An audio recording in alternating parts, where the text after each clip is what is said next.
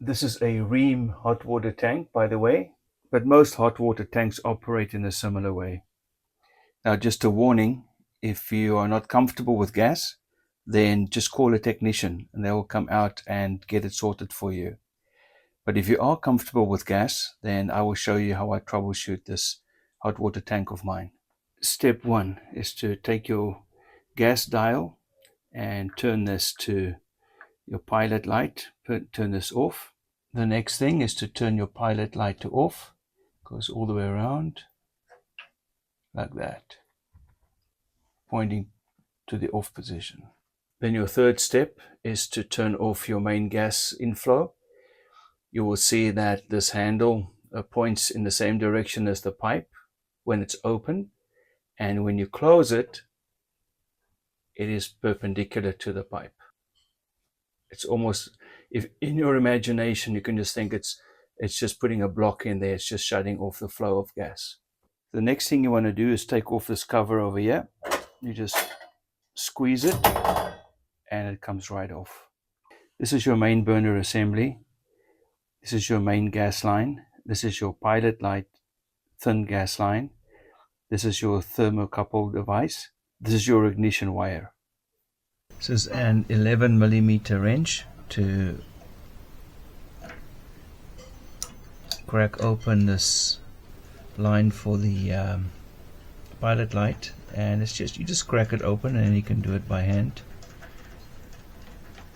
These are very sensitive lines, and you should not be rough with those.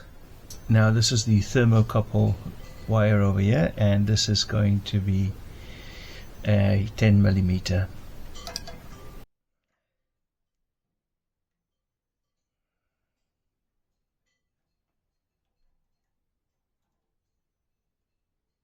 This is your main gas line, and this is a 19mm.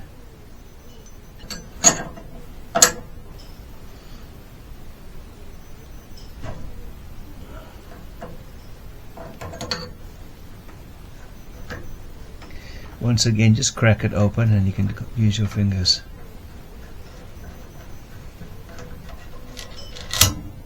The next thing to do is to disconnect your ignition wire. It just pulls out like that.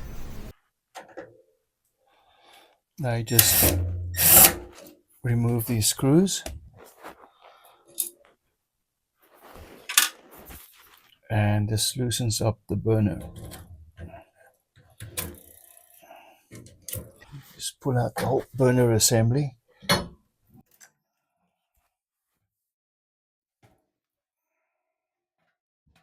This is what the burner assembly looks like.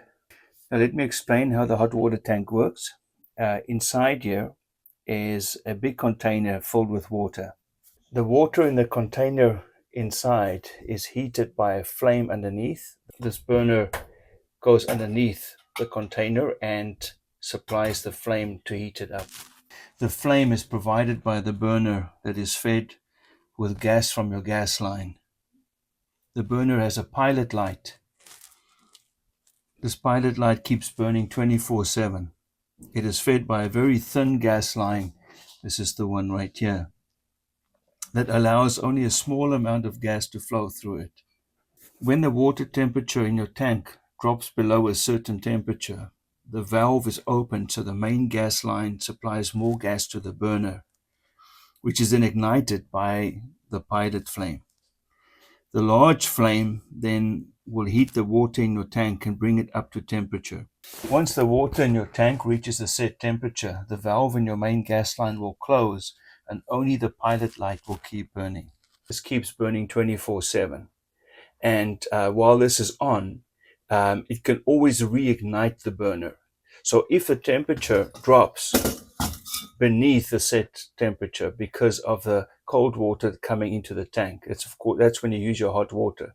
Cold water comes into the tank, the temperature drops, the valve opens up and gas flows through the main line, which then comes onto the burner, which is ignited by your pilot light. So then the burner is ignited again, heats up the water again until it gets to the set temperature. and that's a cycle that repeats itself again and again in your hot water tank. So the three essentials that you need for this to operate is you need gas to flow through your main line, you need combustible air, and then you need a spark or a flame to ignite it. Those three things need to be there for your hot water tank to operate. So the first thing to do is check your pilot light gas line. Just clean this up and then blow through this, and there should be air coming out over here where the pilot light is. It's going to be faint. It's not going to be very strong because this line is very thin. Secondly, you have to check your main gas line. And it's the same thing here. What you're going to do is clean this up and you blow through this. And right here at the bottom is where there's an opening. This is the orifice where the gas comes out onto the burner. And that needs to be clean. Whenever that is clogged for some reason, then no air will come through when you blow through it, and that means that no gas will flow through it when the valve opens. And if there's no gas coming through, then the burner can't ignite. The third thing you want to do is to clean your thermocoupler, this over here. This has to be positioned where it can pick up the flame from the pilot light. The thermocoupler is a safety device that will shut off the gas flow if it senses that the pilot light has gone out. A dirty thermocoupler doesn't pick up the pilot light, so it shuts the gas down, so your pilot light does not stay lit. You can clean this thermocoupler, give it a wipe with a rag or even a small wire brush or some sandpaper, just depending what the state is, and make sure that this is clean. The next thing you need to check is your combustible air. So make sure that you have proper airflow. My hot water tank is situated in the laundry room. It is also situated in the corner of the room, as you can see. And that doesn't make for good airflow, especially if the door is closed. We also had some stuff on the floor right next to the tank, so it didn't get enough combustible air. You can see over here and over here on this side are the intakes for air, and there needs to be good airflow. So our tank got too hot and the thermal safety device exploded inside. That shut down the air supply completely. The burner shut down, the pilot light went out, and that definitely got our attention. As you can see, we've cleared away everything, and we've installed this vent over here next to the tank to make sure it gets adequate combustible air. So if you have gas coming in, you've got combustible air coming in, and you've got a spark or a flame down there, then your hot water tank will be able to function. So now I'm going to go ahead and replace the thermal safety device, or TRD, which is a thermal release device, as it is also called. This is a replacement part. It's an OEM, and I ordered this from Rheem. You can see the trip temperature here is 500 degrees. That's when it will explode as soon as your tank goes above 500 degrees, and it's yellow in color. You open this up, you will see what it looks like. They give you the screws and the fittings. What happens is if your hot water tank gets above 500 degrees Fahrenheit, this glass tube over here is going to explode. The black liquid will come out, and your air will be restricted and stopped. So without airflow, then your hot water tank will shut down. The first thing you want to do is make sure that your air intake is unrestricted. If you had a TRD explode in your tank, this bottom here will be covered with black soot. The black liquid from that glass tube that exploded will be all over the bottom, and it will cover the vents there, and also your burner would be full of black soot at the bottom and maybe a black film on the top of it. So you can use a wire brush to clean this whole area inside, and then get a shop vac and vacuum out this whole area here so there's no more dust and debris lying around. Now this lever over here is what controls the vents down there, and it can go to each side, but what you want to do is you want to press it all the way down, because when this is pressed down you can hear that. how the vents open up underneath. That's when the combustible air actually comes through these holes. Now I'm not sure if I'll be able to show you the install, but what you want to do is you want to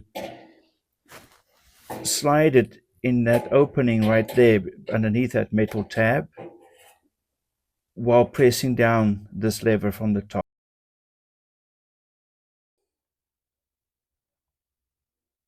Now you need to hook up your burner again. The first thing to do is to take your burner and move it inside the tank.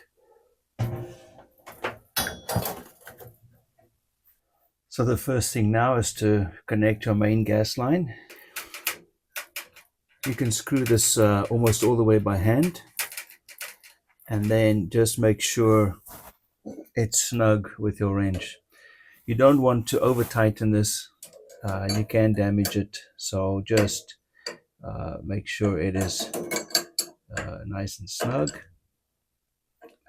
There you go. Now once you've done that, you can do your thermocoupler. This goes in on the side, and same thing here, you go in by hand, and then you'll just snug it up with that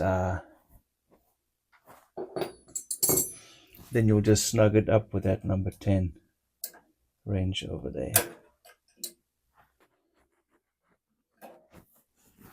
And then your pilot light gas line, and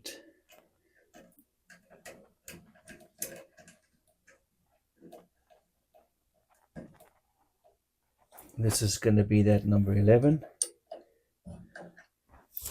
And then you're going to plug in your ignition wire over here.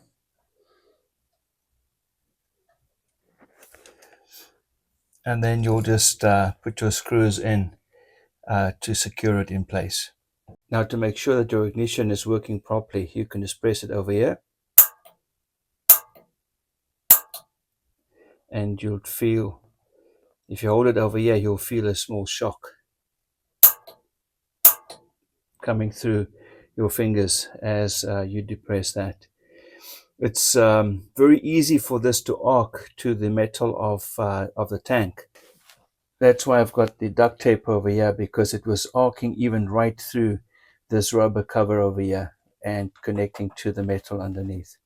And as you know, if this arcs to the metal over here, then there won't be a spark underneath where you want it with your pilot light. Now we're going to light the pilot flame down here, and to light your pilot flame, a pilot light, first thing you need to do is make sure that your gas line is open. That means the handle has to be in the same direction as the pipe where the gas is flowing. I need to move it over there. So now it's open, and the gas can flow freely. The second thing you need to do is make sure that your temperature dial is set on pilot lighting. Now you want to go to your pilot dial, and you want to turn this to where it says pilot, and you want to press it down and keep it pressed down, because it's when you're pressing it down that it opens the gas flow through the small pilot tube so that the pilot light can have some gas. So while you keep this pressed down all the way, now you press this button on your igniter or whatever system that you use, and you're going to create a spark with that. Now you can watch through the side glass. Now if the flame has been lit, you have to keep this button pressed down for 20 to 30 seconds.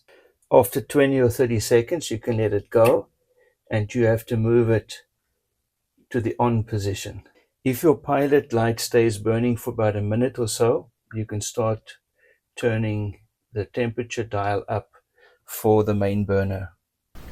And as you do so, you will hear the burner ignite on the inside. It will take about 30 to 40 minutes for your tank to get to the set temperature again. If your tank has been off for a while, a day or more, you may hear a hissing sound inside your tank. There's nothing to be worried about. It is condensation from the cold tank that's dripping down onto the burner down there, and the sound is made when those water drops hit the burner. You can just keep monitoring the flame here through the sight glass, and if it goes out, you have to relight the pilot flame again. Now just go to the flue on top of your hot water tank and then check the venting. You want to make sure that the draw of the air is upwards, and you can use a flame like this. See how the smoke is drawn in there.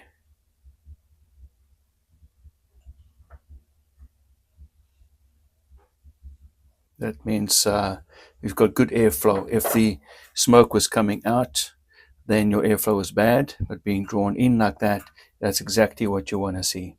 Lastly, if your pilot flame does not want to light or stay lit, then you have to call a technician, or you have to start troubleshooting your system if you're going to do it yourself.